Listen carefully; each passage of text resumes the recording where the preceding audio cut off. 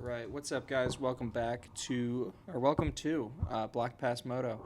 Today, just doing a little tier ranking before the beginning of 2026 Pro Motocross. Today, we're doing the 450s. Might do 250s later. As you can see, we've got our tiers over here. Tier 1 is Jet Lawrence, so let's get that out of the way right away, and we'll put Hunter Lawrence in the Jet Lawrence tier. No, I'm just playing.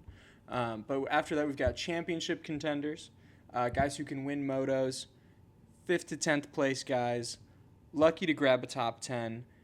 I don't know, man. And let's just finish the season. I feel like they're pretty self-explanatory. I think you guys will kind of get it everybody's seen one of these videos. If you haven't seen one of these videos, it'll make a lot of sense real quick. So we'll just start off. We'll do it right here in order. We got Benny Bloss.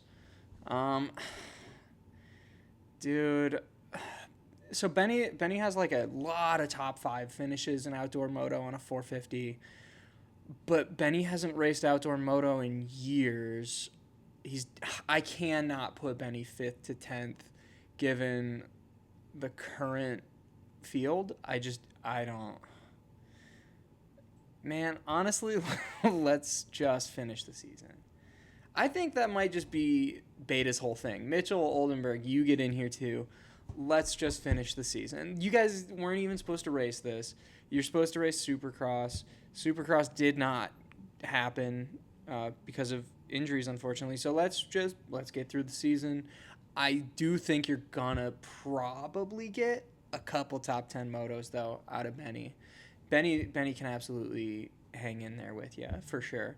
Also, if I missed some guys, very possible. I didn't include Cairoli, who's only doing a handful. I didn't include Lucas Kunin, who's only doing a handful. But let me know who I forgot in the comments. But Hunter Lawrence, coming off of the kind of tragic ending for him in Supercross. We're going to put him in championship contender. I don't think Hunter's missing a beat. Like Hunter maybe isn't at the peak of powers right away. He's going to have some of that Supercross hangover, that lag, but he's going to win a shit ton of motos. As long as Jet doesn't win all of them. All right, we're just going to put Jet in there. Jet's undefeated in the past. Jet has won like 24 out of 27 overalls that he's ever competed for. It's pretty much like as long as Jet comes back and he's Jet, which is what everybody's saying, Jet Lawrence is ahead of the field, head and shoulders above. But Hunter Lawrence is going to be right there with him, in my opinion. Hunter was the second best guy all last summer to his little brother Jet. I think we're going to see more of that from Hunter. And I hate to say it, but I think there's a good chance that Hunter might finish second place in another championship. Dude, Aaron Plessinger, we got to put him in here somewhere. Man. Because AP used to be always around the podium. He used to, contend for moto wins on the regular. But the last year has been really tough for AP. He was sick last summer. He's had injuries in Supercross.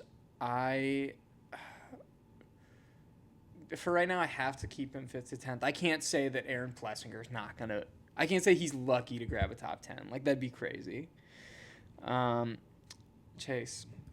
I think Chase is, like, the most obvious contender for 2 separate categories here. Oh, man. Dude, Chase is gonna win. Chase is gonna win. I might be biased in the Chase Sexton shirt right now, but I'm going can win motos. Should win motos. Please God, let this man win motos. When someone's as talented as Chase Sexton is, it's kind of a crime to not see him at his peak of powers. Like, Chase is one of the only guys who can straight up beat anybody on any given day. It just needs to come together for him. Cooper Webb, this is going to be his last year of pro motocross. And I know he's a former champion, a 3-time champion in Supercross, I think he's won a championship, at least one championship outdoors on the 250, but he's only won one race on a 450 in 450 Pro Motocross, excuse me. Cooper Webb's only won one 450 Pro Motocross overall. And I'm going to put him as I don't know, man. I don't know that he's going to be all that interested in this final Pro Motocross season. I don't know that he's going to be all that interested in this Yamaha. It seems like he's probably already signed a deal to go to Team Tedder. I got to give Coop, I don't know, man. For right now, we'll see how that goes. Dylan Ferrandis, I have to put in that 5th to 10th. Dylan's a former champion. I think he's a dark horse, like podium guy. You know, if there's some injuries, if there's just a day where the Ducati's clicking, Dylan Ferrandis, there's no reason he can't be in the top 5 like pretty regularly. But I'll put him 5th to 10th now, and I'm gonna put him ahead of AP. We're gonna do the little rankings within the different areas there. Let's go Tomac. Dude, Tomac could be, I don't know, man. Honestly, this guy was awesome in Supercross for half the season, and then things got weird, and we never really found out, like, for sure that he was sick or hurt or whatever it was. But I can't not put him in can win motos. Like, I'm tempted to put him as a championship contender. I got to put him above Chase, unfortunately. Because Eli's won a shit ton of titles. Eli's the most accomplished guy in this group, I would say. And he's going to be good. He's going to be good this summer. He'll win some motos. Garrett Marchbanks, I hate to say this because Garrett was kind of like turning it around in Supercross. He was starting to figure it out. He was finding the flow. He was better at outdoor-based tracks, like, or not outdoor-based, but outdoor-like tracks, like Daytona.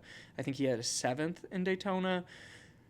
But this, dude, look at this field. Like, I'm far from done with this, but I think by the end you'll look at it and you'll see that, like, maybe Garrett would be lucky to finish in the top 10 for an overall on a weekend, just because, and that's not that Garrett's not good, it's just that there's a bunch of dudes who are incredible this year.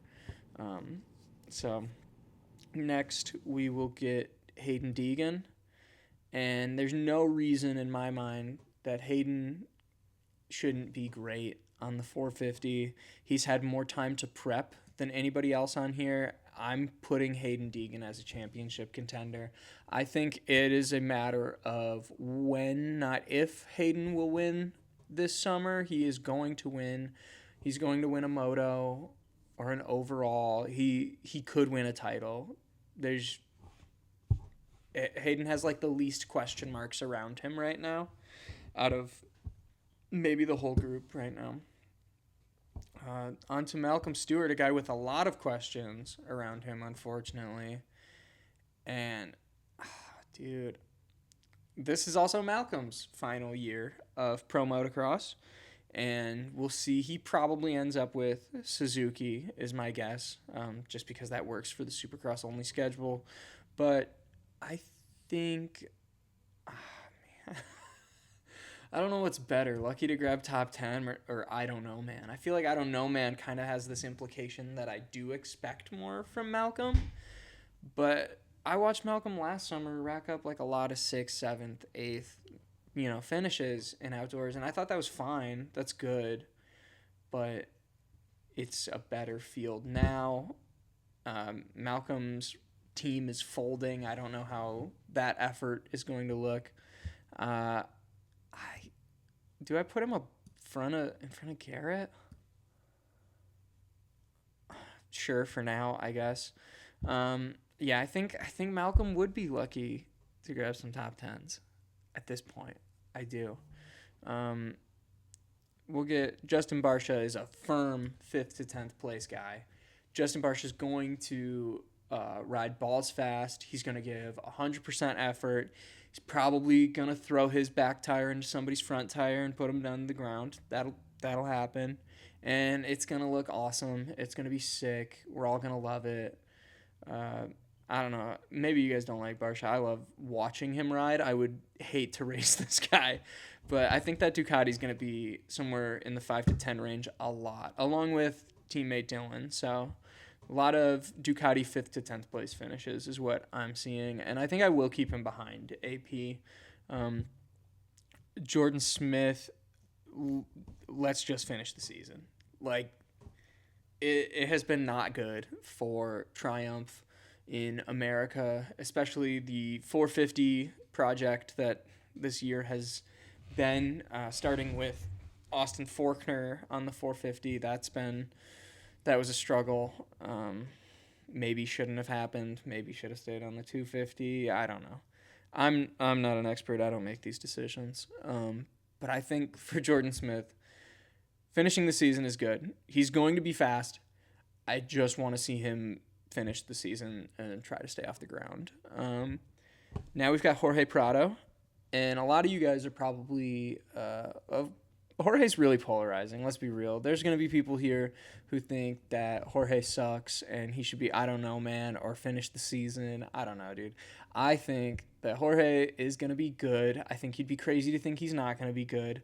He's back onto the KTM, and yeah, it's not the exact same setup as what he was on in MXGP, but he is a 2-time 450 MXGP world champion, and we are foolish to not currently consider him a championship contender or can win motos. I'm going to put him as a championship contender, though. I think I feel good with that. I think his setup's going to be really similar to the GP setup, and he was fast in Supercross, dude. Like, he really surprised. And can I put him in front of Deegs or no?